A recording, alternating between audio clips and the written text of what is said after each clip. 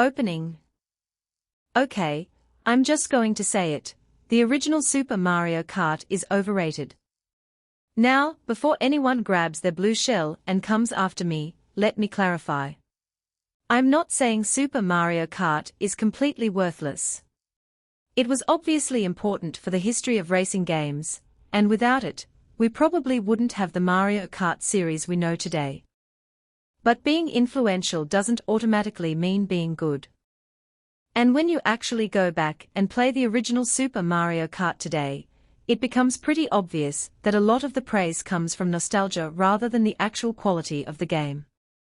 Point 1. The controls. First, the controls are rough. The game has this strange, slippery feeling where your kart doesn't always feel like it's responding the way you expect. Drifting is especially weird compared to later Mario Kart games.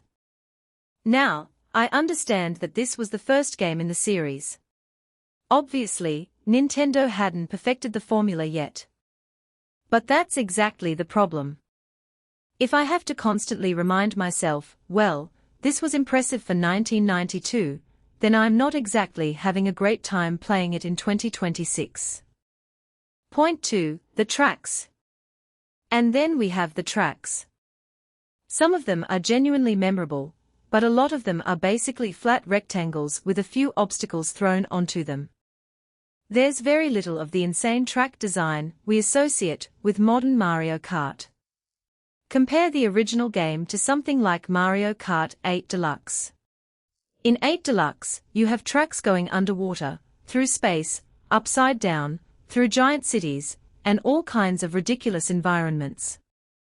In the original, sometimes it feels like Nintendo took a parking lot, put some dirt on it, and said, yep. Mario Kart. Point 3. The difficulty. And don't even get me started on the difficulty. The computer-controlled races can be absolutely ridiculous.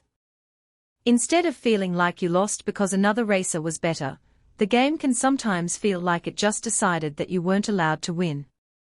And the infamous rubber banding doesn't exactly help. The farther ahead you get, the more the game seems determined to make your life miserable. That might have been exciting back then, but today it mostly feels frustrating. Point 4. The presentation. Then there's the presentation. Again, for 1992, it was impressive. But by modern standards, it's pretty ugly.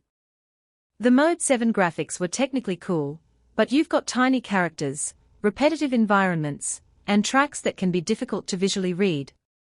And while the soundtrack has some classics, the overall presentation just doesn't have the personality that later games developed. Conclusion. Ultimately, I respect Super Mario Kart more than I enjoy it.